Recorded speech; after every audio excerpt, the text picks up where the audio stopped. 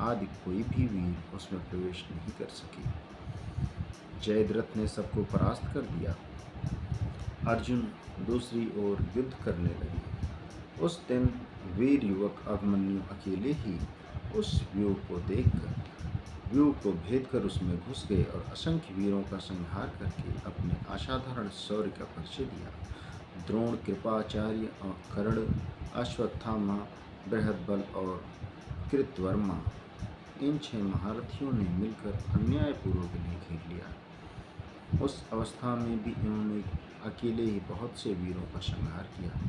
अंत में दुशासन के लड़के ने इनके सिर पर गदा का बड़े जोर से प्रहार किया, जिससे इनकी मृत्यु हो गई। राजा परीक्षित इन्हीं के पुत्र थे। प्रश्न है, द्रौपदी के 5 पुत्र कौन कौन थे? उत्तर है प्रतिविंध्य, श्रुतसोम, श्रुतकर्मा, शतानीक और श्रुतसेन। ये 5 क्रमशः युधिष्ठिर, भीमसेन, अर्जुन, नकुल और सहदेव के औरस और द्रौपदी के गर्भ से उत्पन्न हुए थे। इनको रात्रि के समय अश्वत्थामा ने मार डाला था। अब प्रश्न है, सर्वे एव महारथः, इस कथन का क्या भाव है? उत्तर है, शास्त्र और शास्त्र विद्या में अत्यंत निपुण उस असाधारण वीर को महारथी कहते हैं जो अकेला ही 10,000 धनुर्धारी योद्धाओं का युद्ध में संचालन करता हो।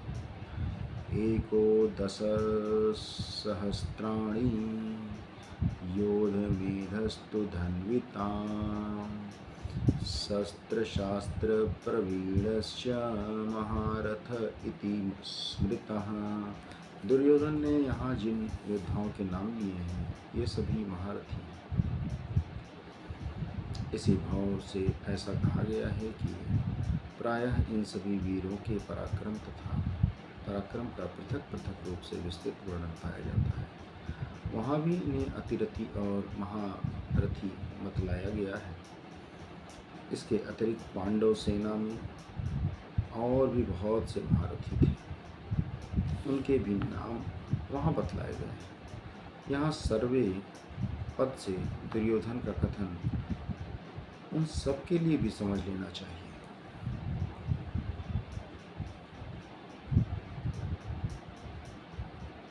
संबंध, पांडव सेना के प्रधान योद्धाओं के नाम बतलाकर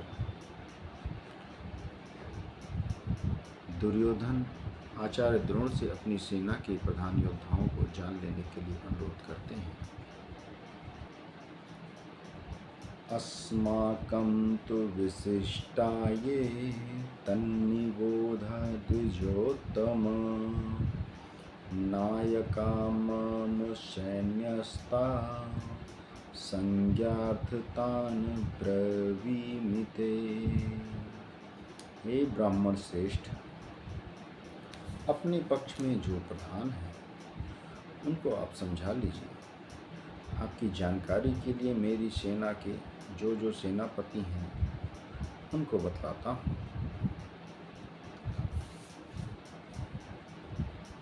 अब 2 श्लोकों में दुर्योधन ने अपने पक्ष के प्रधान वीरों का नाम बताते हुए अन्य वीरों से उनकी प्रशंसा की। भवान भीमश्च कर्णश्च कृपश्च समितिञ्जयः अश्वत्थामा विकर्णश्च सौमदत्तिस्तथैव च। आप द्रोणाचार्य और पितामह भीष्म तथा कर्ण और संग्राम विजयी कृपाचार्य तथा वैसे ही अश्वत्थामा, विकर्ण और सोमदत्त का पुत्र भूरिश्रवा।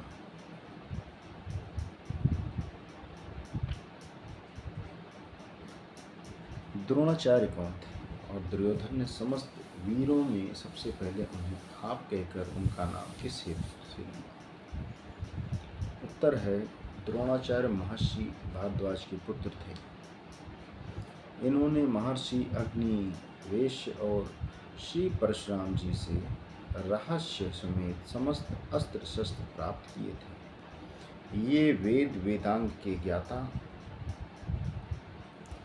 महान तपस्वी, धनुर्वेद तथा शास्त्रास्त्र विद्या के अत्यंत मर्मज्ञ और महानुभवी एवं युद्ध कला में नितांत निपुण और परम साहसी अतिरथी वीर थे।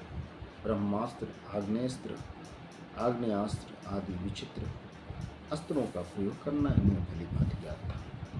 युद्ध क्षेत्र में जिस समय ये अपनी पूरी शक्ति से भिड़ जाते थे, उस समय इन्हें कोई भी जीत नहीं सकता था। इनका विवाह महर्षि शरद्वान की कन्या कृति से हुआ था। इन्हीं से अश्वत्थामा उत्पन्न हुए थे। राजा द्रुपद के ये बाल सखा थे। एक समय इन्होंने द्रुपद के पास जाकर उन्हें प्रिय मित्र कहा।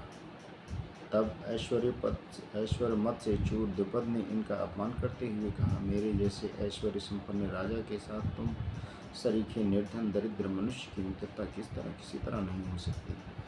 द्रुपद के इस तिरस्कार से इन्हें बड़ी मर्म वेदना हुई और ये हस्तिनापुर में आकर अपने साले के पाचार्य के पास रहने लगे।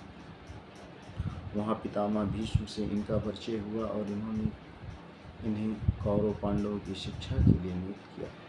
शिक्षा समाप्त होने पर गुरु दक्षिणा के रूप में इन्होंने राजा द्रुपद को पकड़ लाने के लिए शिष्यों से कहा। महात्मा अर्जुन ही गुरु की इस आज्ञा का पालन कर सके और द्रुपद को रण क्षेत्र में हराकर सचिव सहित पकड़ कर लाए। द्रोण ने द्रुपद को बिना मारे छोड़ दिया, परंतु भागीरथी से उत्तर भाग का उनका राज्य ले लिया। महाभारत युद्ध में इन्होंने 5 दिन तक सेनापति के पद पर रहकर बड़ा ही घोर युद्ध किया और अंत में अपने पुत्र अश्वत्थामा की मृत्यु का भ्रममूलक समाचार सुनकर इन्होंने शास्त्रास्त्र का परित्याग कर दिया और समाधिस्थ होकर ये भगवान का ध्यान करने लगे। इनके प्राण त्याग करने पर इनके ज्योतिर्मय स्वरूप का ऐसा तेज फैल गया कि सारा आकाशमंडल तेज राशि से भरपूर हो गया। ऐसी अवस्था में धृष्टद्युम्न ने तीखी तलवार से इनका सर काट डाला। यहाँ दुर्योधन ने आप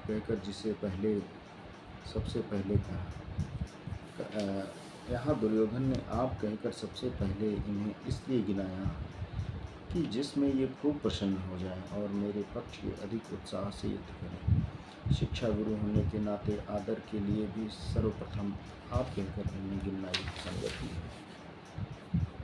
अब प्रश्न है कि भीष्म कौन थे? भीष्म राजा शांतनु के पुत्र थे। भागीरथी गंगा जी से इनका जन्म हुआ था। ये घो नामक वसु के अवतार थे। इनका पहला नाम देवव्रत था। इन्होंने सत्यवती के साथ अपने पिता का विवाह करवाने के लिए सत्यवती के पालनकर्ता पिता की आज्ञानुसार पूर्ण युवावस्था में ही स्वयं जीवन भर कभी विवाह न करने तथा राजपद त्याग की भीषण प्रतिज्ञा कर ली थी। इसी भीषण प्रतिज्ञा के कारण इनका नाम भीष्म पड़ गया। पिता के सुख के लिए इन्होंने प्रायः मनुष्य मात्र के परम लोभनीय स्त्री सुख और राज्य सुख का सर्वथा त्याग कर दिया। इससे परम प्रसन्न होकर इनके पिता शांतनु ने इन्हें यह वरदान दिया कि तुम्हारी इच्छा के बिना मृत्यु भी तुम्हें नहीं मार सकेगी। ये बाल ब्रह्मचारी अत्यंत तेजस्वी, शस्त्र शास्त्र दोनों के पूर्ण पारदर्शी और अनुभवी महान ज्ञानी, महान वीर तथा दृढ़ निश्चयी पुरुष थे। इनमें शौर्य, वीर्य, त्याग, तितिक्षा, क्षमा, दमा, शम, दम, सत्य, अहिंसा, संतोष, शांति, बल, तेज, न्यायप्रियता, नम्रता, उदारता, लोकप्रियता, समष्टवादिता, साहस, ब्रह्मचर्य, विरति, ज्ञान, विज्ञान, मातृ पितृ भक्ति और गुरु सेवन आदि प्रायः सभी सद्गुण पूर्ण रूप से विकसित थे। भगवान की भक्ति से तो इनका जीवन ओतप्रोत था। ये भगवान श्री कृष्ण के स्वरूप और तत्व को भली भांति जानने वाले और उनके एकनिष्ठ पूर्ण श्रद्धा संपन्न और परम प्रेमी भक्त थे। महाभारत युद्ध में इनकी समानता करने वाला दूसरा कोई भी वीर नहीं था। इन्होंने दुर्योधन के सामने प्रतिज्ञा की थी कि मैं 5 पांडवों को तो कभी नहीं मारूंगा, परंतु प्रतिदिन 10,000 योद्धाओं को मारता रहूंगा। इन्होंने कौरव पक्ष में प्रधान सेनापति के पद पर रहकर 10 दिनों तक घोर युद्ध किया। तदनंतर सरसैया पर पड़े पड़े सबको महान ज्ञान का उपदेश देकर उत्तरायण आ जाने के बाद स्वेच्छा से देह त्याग दिया।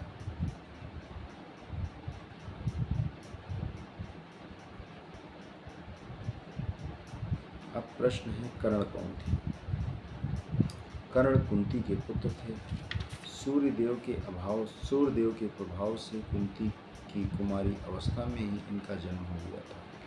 कुंती ने इन्हें पेटी में रखकर नदी में डाल दिया था, परंतु भाग्यवश इनकी मृत्यु नहीं हुई और बहते बहते वह पेटी हस्तिनापुर आ गई। अधिरथ नामक सूत इन्हें अपने घर पर ले आया और उसकी पत्नी राधा ने इनका पालन पोषण किया और ये उन्हीं के पुत्र माने जाने लगे। कवच और कुंडल रूपी धन इनके साथ ही इनका जन्म हुआ था। इससे अधिरथ ने इनका नाम वसुषेण रखा था। इन्होंने द्रोणाचार्य और परशुराम जी से शास्त्र विद्या सीखी थी। शास्त्र और शस्त्र दोनों के ही बड़े पंडित और अनुभवी थे। शस्त्र विद्या और युद्ध कला में ये अर्जुन के समान थे। दुर्योधन ने इन्हें अंग देश का राजा बना दिया था। दुर्योधन के साथ इनकी प्रगाढ़ मैत्री थी और ये तन मन से सदा उनके हित चिंतन में लगे रहते थे। यहाँ तक कि माता कुंती और भगवान श्री कृष्ण के समझाने पर भी इन्होंने दुर्योधन को छोड़कर पांडव पक्ष में आना स्वीकार नहीं किया। इनकी दानशीलता अद्वितीय थी। ये सदा सूर्यदेव की उपासना किया करते थे। उस समय इनसे कोई भी कुछ भी मांगता तो ये सहर्ष दे देते थे। एक दिन देवराज इंद्र ने अर्जुन के हितार्थ ब्राह्मण का वेश धरकर इनके शरीर में लगे हुए नैसर्गिक कवच कुंडलों को मांग लिया। उन्होंने बड़ी प्रसन्नता के साथ उसी क्षण कवच कुंडल उतारते थे। उसके बदले में इंद्र ने उन्हें एक वीरघातिनी अमोघ शक्ति प्रदान की थी। कर्ण ने युद्ध के समय उसी के द्वारा भीमसेन के पुत्र घटोत्कच का वध किया था। द्रोणाचार्य के बाद महाभारत युद्ध में 2 दिनों तक प्रधान सेनापति रहकर अर्जुन के हाथ से मारे गए थे। अब प्रश्न है, कृपाचार्य कौन थे? ये गौतम वंशीय महर्षि शरद्वान के पुत्र हैं। ये धनुर्विद्या के बड़े पारदर्शी और अनुभवी हैं। इनकी बहन का नाम कृपि था।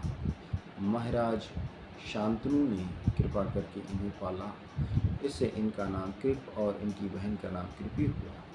ये वेद शास्त्र के ज्ञाता, धर्मात्मा तथा सद्गुणों से संपन्न सदाचारी पुरुष हैं। द्रोणाचार्य से पूर्व कौरव पांडवों को और यादव आदि को धनुर्वेद की शिक्षा दिया करते थे। समस्त कौरव वंश के नाश हो जाने पर भी ये जीवित रहे। इन्होंने परीक्षित को अस्त्र विद्या सिखलाई। ये बड़े ही वीर और विपक्षियों पर विजय प्राप्त करने में निपुण हैं, इसलिए इनके नाम के साथ समितिंजय विशेषण लगाया गया है। अब प्रश्न है, अश्वत्थामा कौन थे? उत्तर है, अश्वत्थामा आचार्य द्रोण के पुत्र हैं। ये शास्त्र विद्या में अत्यंत निपुण, युद्ध कला में प्रवीण, बड़े ही शूरवीर महारथी हैं। इन्होंने भी अपने पिता द्रोणाचार्य से ही युद्ध विद्या सीखी थी। प्रश्न है, विकर्ण कौन थे? उत्तर है, धृतराष्ट्र के दुर्योधन आदि 100 पुत्रों से ही एक का नाम विकर्ण था। ये बड़े धर्मात्मा, वीर और महारथी थे। कौरवों की राजसभा में अत्याचार पीड़िता द्रौपदी ने जिस समय सब लोगों से पूछा कि मैं हारी गई या नहीं, उस समय विदुर को छोड़कर सभी सभासद चुप रहे। एक विकर्ण ही ऐसे थे जिन्होंने सभा में खड़े होकर बड़ी तीव्र भाषा में न्याय और धर्म के अनुकूल स्पष्ट कहा था कि द्रौपदी के प्रश्न का उत्तर न दिया जाना बड़ा अन्याय है। मैं तो समझता हूँ कि द्रौपदी हम लोगों के द्वारा जीती नहीं गई है। सोमदत्ती कौन थे? सोमदत्त के पुत्र भूरिश्रवा को सोमदत्ती कहा करते थे। ये शांतनु के बड़े भाई बाह्लिक के पौत्र थे। ये बड़े ही धर्मात्मा, युद्ध कला में कुशल और शूरवीर महारथी थे। इन्होंने बड़ी बड़ी दक्षिणा वाले अनेक यज्ञ किए थे। ये महाभारत युद्ध में सत्यकी के हाथ से मारे गए तथा और एवं इन दोनों अवश्य पदों का प्रयोग का क्या अभिप्राय है? उत्तर है, इन दोनों अवयवों का प्रयोग करके यह दिखलाया गया है कि अश्वत्थामा, विकर्ण और भूरिश्रवा भी कृपाचार्य के ही समान संग्राम विजयी थे। अन्ये च बहवः शूरा मदर्थे त्यक्तजीविताः नानाशस्त्र प्रहरणाः शर्वे युद्ध विशारदाः। और भी मेरे लिए जीवन की आशा त्याग देने वाले बहुत से शूरवीर अनेक प्रकार के शास्त्रास्त्रों से सुसज्जित और सबके सब युद्ध में चतुर हैं। इस श्लोक का क्या भाव है? इससे पूर्व शल्य, बाह्लिक, भगदत्त, कृतवर्मा और जयद्रथ आदि महारथियों के नाम नहीं लिए गए हैं। इस श्लोक में उन सब की ओर संकेत करके दुर्योधन ने इससे यह भाव दिखलाया है कि अपने पक्ष के जिन जिन शूरवीरों के मैंने नाम बतलाए हैं, उनके अतिरिक्त और भी बहुत से योद्धा हैं जो तलवार, गदा, त्रिशूल आदि हाथों में रखे जाने वाले शस्त्रों से और बाण, तोमर आदि आदि छोड़े जाने वाले अस्त्रों से भली भांति सुसज्जित हैं तथा युद्ध कला में बड़े कुशल महारथी एवं सभी ऐसे हैं जो मेरे लिए प्राण न्यौछावर करने को तैयार हैं। इससे आप यह निश्चय समझिए कि ये मरते दम तक मेरी विजय के लिए डटकर युद्ध करेंगे। संबंध है अपने महारथी योद्धाओं की प्रशंसा करके अब दुर्योधन दोनों सेनाओं की तुलना करते हुए अपनी सेना को पांडव सेना की अपेक्षा अधिक शक्तिशालिनी और उत्तम बतलाते हैं। अपर्याप्तं तदस्माकं बलं भीष्माभिरक्षितं पर्याप्तं त्विदमेषेतां पर्याप्तं त्विदमेतेषां बलं भीमाभिरक्षितं। भीष्म पितामह द्वारा रचित हमारी वह सेना सब प्रकार से अजेय है और भीम द्वारा रक्षित इन लोगों की यह सेना जीतने में सुगम है। दुर्योधन ने अपनी सेना को भीष्म पितामह के द्वारा रक्षित और अपर्याप्त बतलाकर क्या भाव दिखलाया है?